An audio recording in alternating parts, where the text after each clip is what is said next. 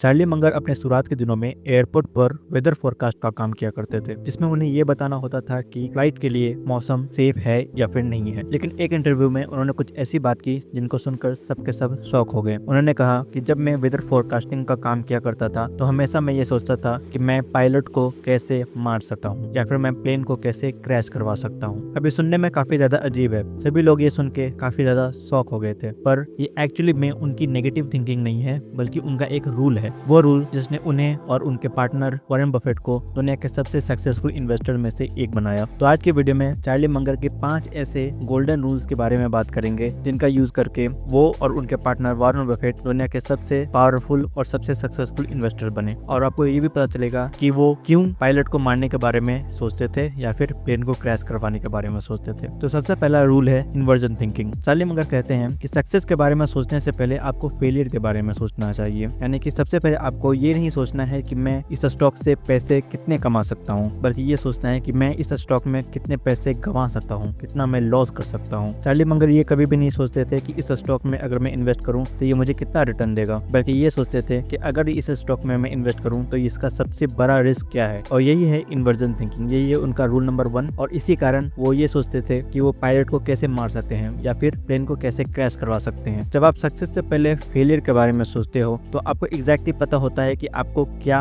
नहीं करना है। जब आप ऑलरेडी जानते हो कि क्या चीजें गलत हो सकती हैं तो आप उनको अवॉइड कर सकते हो। चार्ली मंगर स्टॉक्स के लिए भी यही करते थे। वो ये देखते थे कि किन चीजों के कारण मेरा पैसा जा सकता है, चाहे वो ओवर कॉन्फिडेंस हो, ओवर वैल्यूएशन हो या फिर इनफ नॉलेज, इनफ डेटा का ना होना हो। एक एक करके वो सारे के सारे नेगेटिव थिंग्स को अवॉइड करते जाते थे। चार्ली मंगर कहते हैं कि अगर आपने फेलियर को प्रिवेंट कर दिया तो सक्सेस ऑटोमेटिकली आ जाती है। चार्ली मंगर का सेकंड रूल है नेवर लूज मनी। वो हमेशा कहते हैं rule number 1 is never lose money, rule number 2 is never forget rule number 1। अब ये सुनने में काफी ज्यादा सिंपल लगता है, लेकिन इसको फॉलो करना काफी ज्यादा मुश्किल है, क्योंकि ज्यादातर लोग जब स्टॉक्स में इन्वेस्ट करते हैं तो ये सोच के करते हैं कि मुझे इस स्टॉक में इन्वेस्ट करने से कितना रिटर्न मिलेगा, मैं इस स्टॉक से कितना प्रॉफिट कमा सकता हूँ। लेकिन चार्ली मंगर के अकॉर्डिंग कैपिटल प्रोटेक्शन सबसे ज्यादा जरूरी है, रिटर्न से भी ज्यादा जरूरी कैपिटल प्रोटेक्शन है। क्योंकि अगर आपका ओरिजिनल मनी ही सेफ नहीं है तो फिर रिटर्न का कोई मतलब नहीं है। इसलिए वो ऐसे किसी भी स्टॉक में इन्वेस्ट नहीं करते थे जिसमें थोड़ा सा भी डाउन साइड पोटेंशियल हो। और स्टॉक मार्केट में वही जीतता है जो आखिरी तक खड़ा होता है, जो आखिरी तक टिकता है। और अगर आप अपना प्रिंसिपल अमाउंट गवा रहे हो तो आप आखिरी तक नहीं टिक पाओगे। चार्ली मंगर का अगला रूल है इन्वेस्टर टेम्परामेंट। जब भी मार्केट गिरता है 20%, 30% या फिर 50% और इन्वेस्टर जब उस फॉल से डर जाते हैं और उस फॉल से उनको एंग्जाइटी होने लगती है, तो वो एक्चुअली में मार्केट का प्रॉब्लम नहीं है, वो टेम्परामेंट प्रॉब्लम है। क्योंकि मार्केट का काम ही है ऊपर जाना और नीचे जाना। Bull run, bear run market का काम है और इन्वेस्टर का काम है इन सारे अप्स एंड डाउन्स के बीच में काम रहना, शांत रहना। चार्ली मंगर कहते हैं कि अगर आप मार्केट के अप्स एंड डाउन्स में काम नहीं रह सकते हो तो आप लॉन्ग टर्म इन्वेस्टर नहीं बन सकते हो, या फिर अभी आप इन्वेस्टिंग के लिए रेडी नहीं हो। इसलिए मार्केट के अप्स एंड डाउन से चार्ली मंगर को कोई भी फर्क नहीं पड़ता था। उनके लिए ये बिजनेस एज यूजुअल था, क्योंकि जब आप मार्केट के अप्स एंड डाउन्स में अपने इमोशन कंट्रोल में करते हो तो ही आप सही डिसीजन ले सकते हो। मार्केट में IQ से ज्यादा EQ और पेशेंस की जरूरत होती है। अगर आपके पास पेशेंस नहीं है या फिर मार्केट के अप्स एंड डाउन्स को देख करके आप काफी ज्यादा इमोशनल हो जाते हो तो काफी ज्यादा चांस है कि आप एक ऐसा डिसीजन लेने वाले हो जिससे आपको लॉस हो सकता है, जिसको आप बाद में रिग्रेट कर सकते हो। चार्ली मंगर का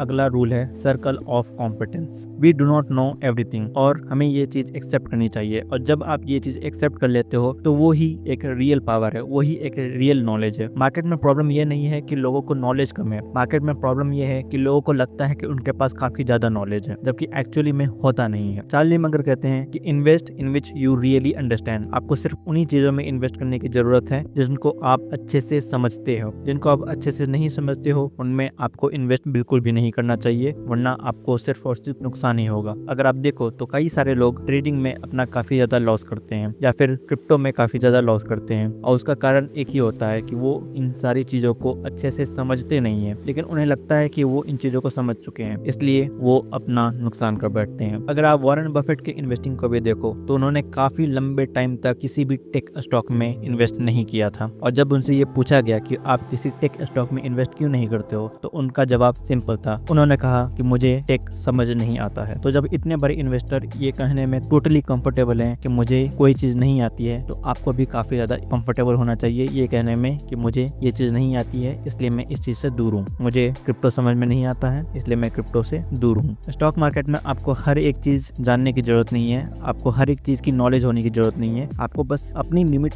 जानने की जरूरत है और जो भी आपकी स्ट्रेंथ है उन स्ट्रेंथ का यूज करके आप इन्वेस्टिंग कर सकते हो। चार्ली मंगर का अगला रूल है ग्रेट बिजनेस और ग्रेट मैनेजमेंट। उनका कहना है कि किसी कंपनी का बिजनेस इतना बढ़िया होना चाहिए कि कुछ मिस्टेक्स से उस कंपनी को कोई भी फर्क ना पड़े। मैनेजमेंट इंपॉर्टेंट है पर एक बढ़िया बिजनेस मैनेजमेंट से ज्यादा इंपॉर्टेंट है, क्योंकि एक ग्रेट मैनेजमेंट भी किसी वीक बिजनेस को अच्छे तरीके से नहीं चला सकता है, लेकिन एक स्ट्रॉन्ग बिजनेस एक वीक मैनेजमेंट के साथ भी अच्छा खासा प्रॉफिट जनरेट कर सकता है, अच्छी खासी ग्रोथ जनरेट कर सकता है। क्योंकि एक स्ट्रॉन्ग बिजनेस के पास में स्ट्रॉन्ग ब्रांड होता है, उसके पास में एक प्राइसिंग पावर होती है, उसके पास में रिपीट कस्टमर्स होते हैं, उसके पास में जो कंपटीशन होता है वो काफी ज्यादा लो होता है और यही चीजें एक बिजनेस को स्ट्रॉन्ग बनाती हैं। चार्ली मंगर के अकॉर्डिंग कोई भी बिजनेस जितना ज्यादा सिंपल होगा उतना ज्यादा पावरफुल होगा और जितना ज्यादा कॉम्प्लिकेटेड होगा, जितना ज्यादा कॉम्प्लेक्स होगा, उसमें रिस्क उतना ज्यादा बढ़ जाता है। इसलिए वो हमेशा स्ट्रॉन्ग और सिंपल बिजनेस में इन्वेस्ट करते थे। इसके अलावा फाइनेंशियल फ्रीडम के लिए एसेट्स का होना भी काफी ज्यादा जरूरी है और कुछ एसेट्स आप लिटरली फ्री में क्रिएट कर सकते हो। अगर आप इस बारे में डिटेल में जानना चाहते हो तो आप इस वीडियो को चेकआउट कर सकते हो। तब तक के लिए बाय बाय।